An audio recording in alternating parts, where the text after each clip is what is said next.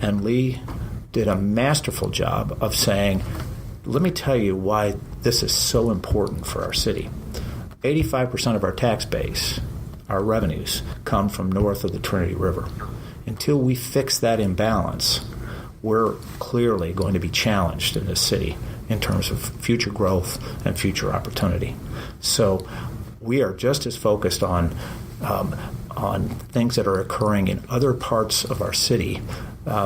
North Dallas happens to be our focus and where our name is, but we're very focused on what happens, particularly in the southern sector, and we're very great proponents of the Grow South initiative that Mayor Rawlings implemented.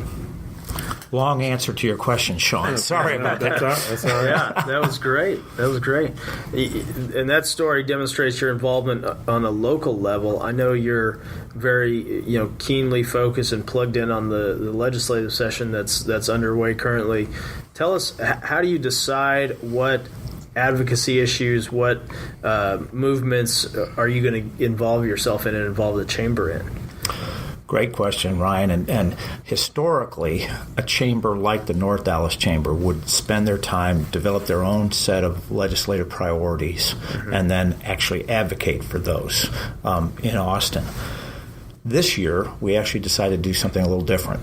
And I have also the privilege of serving on the board of the North Texas Commission.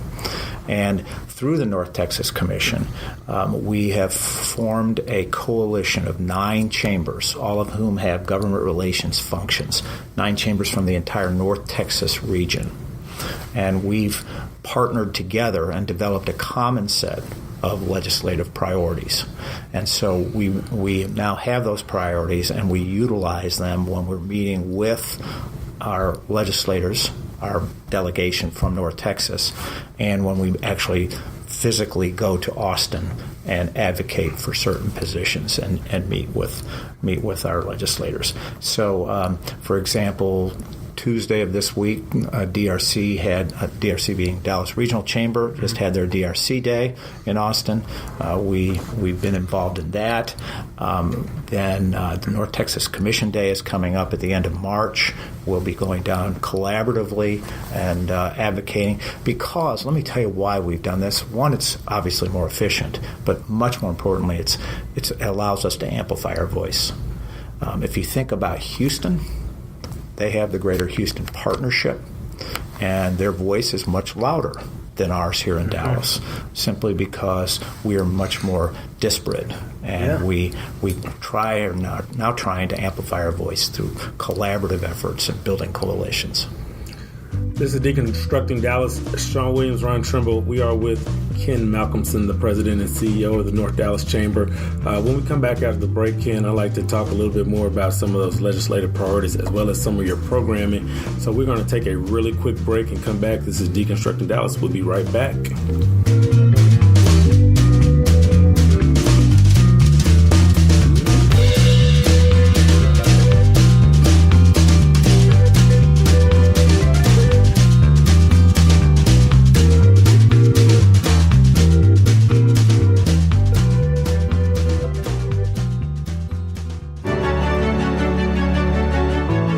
Together we. Like the Tower Green to celebrate victory. Together we are building Dallas's emerging urban university. Together we are finding ways to fight Alzheimer's disease. We are the University of North Texas, the UNT Health Science Center, and the University of North Texas at Dallas. Together we are the UNT system. To learn more about the UNT system, visit untsystem.edu.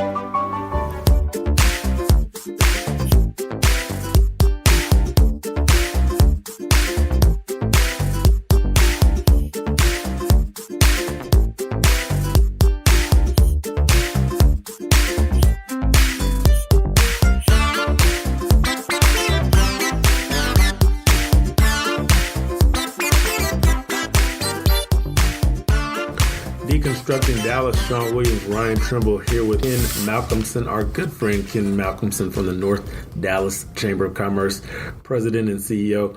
And Ken, We were really excited to hear that you were moving into this new role, and we've talked a little bit about kind of some of the things that you've had going. But before we even talk about your calendar of events, we want to talk about some of your priorities that you've had since you've come into this role at the North Dallas Chamber. Thanks for asking, Shawn. I appreciate that. I came on board about a year and a half ago after a 40-year career in healthcare, and it's just been an incredible experience, an incredible ride this last year and a half. And but one of the things I came with was I was asked by our board to identify our strategic priorities. And I tried to simplify it as much as possible and came up with 3. And the 3 that I've suggested are critically important that we repeat over and over again really are not unique to the North Dallas Chamber of Commerce. Most nonprofits are grappling with some of the same issues that we are.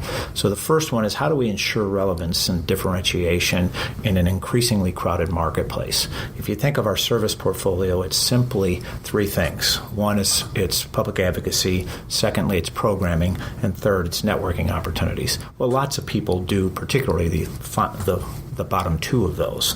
And so we have to continue to demonstrate relevance to our membership and differentiate ourselves. So that's what we've been focused on. Our second strategic priority is, how do we grow?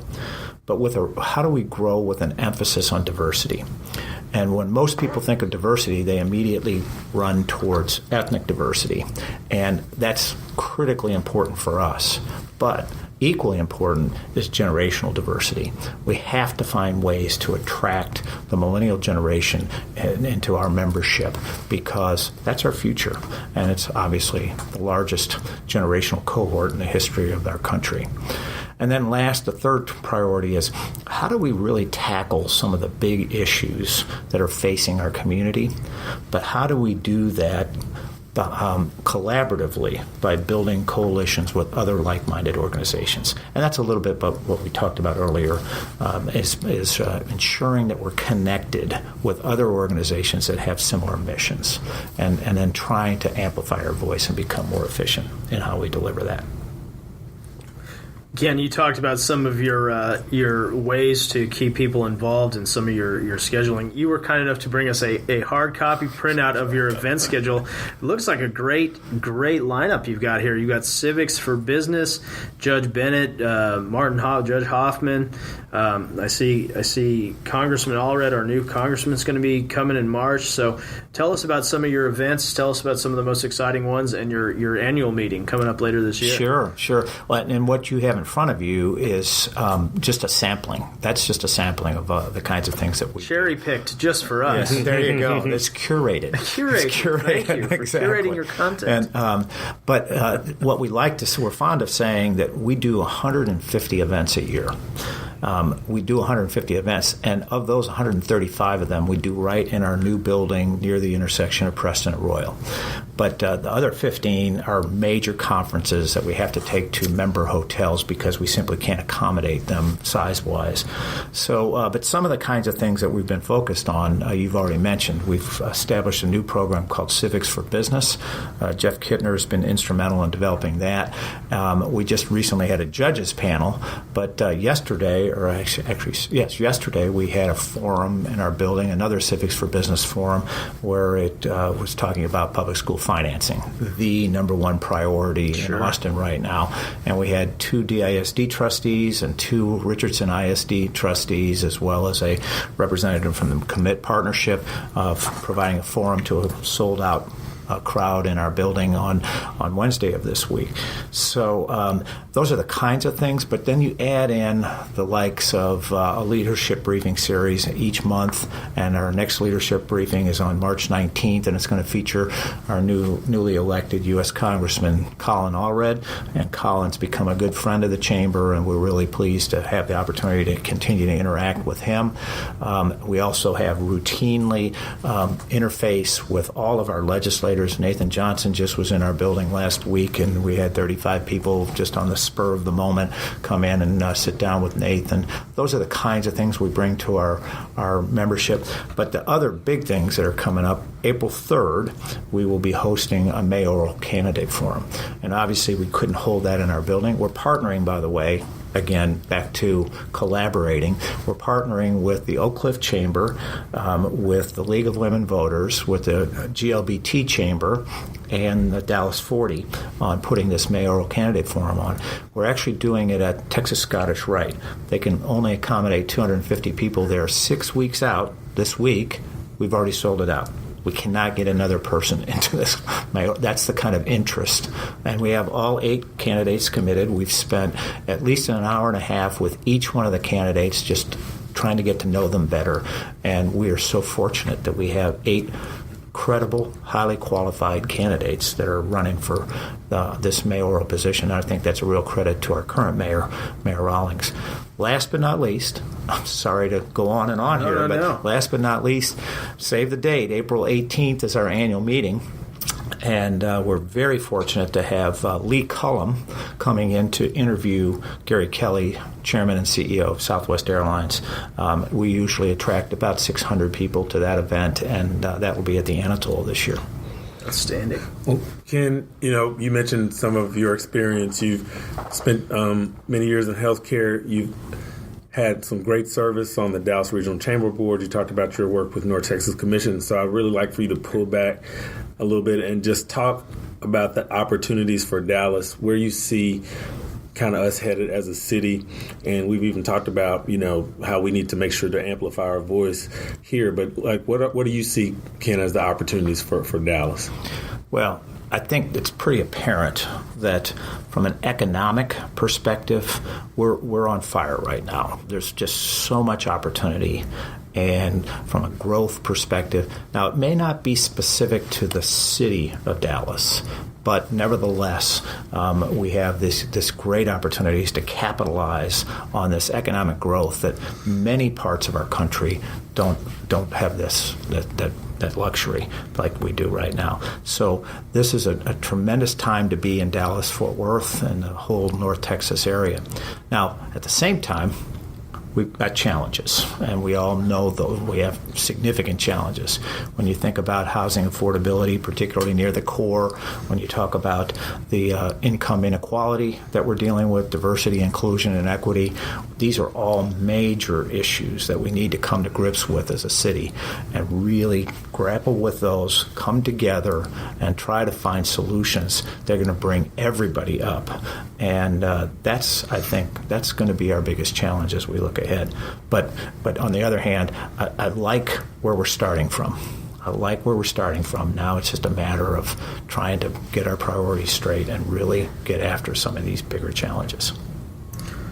Well, Ken, I know Shawn and I know just where to find you, but if any of our listeners wanted to find you or learn more about the Chamber, can you tell us where we can go to find you? Sure. We'd love to have anybody come and visit us. We're, first of all, geographically, we're located in a brand new building on the southwest quadrant of Preston and Royal, and we're really pleased with that new asset. And then secondly, in terms of access to the Chamber, you can reach us on all types of social media, and our website is ndcc.org. But we're on all forms of social media, and we really would appreciate anybody's interest.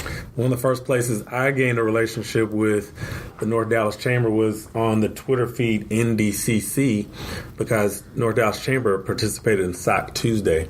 And so back when I was at the police department, on Tuesdays, we would always show what type of socks we had on for the day. And the North Dallas Chamber was always engaged on that. So I've been following the Twitter feed for North Dallas Chamber for quite a while. Well, great. I'm glad to hear that. And I'm not personally, generational issue. I'm not on Facebook, but I do follow Twitter quite a bit. And I really appreciate all the stuff that comes out, not only from us, but the entire community. Well, Ken, thanks for coming on today, and I'll look forward to seeing you on the Hilltop here in the next couple days, and we'll look forward to seeing you up at the North Dallas Chamber. Look forward to it. Thank you. Thank you, Ryan, and thank you, Shawn. You all have a great day. You too. Deconstructing Dallas. We'll be right back.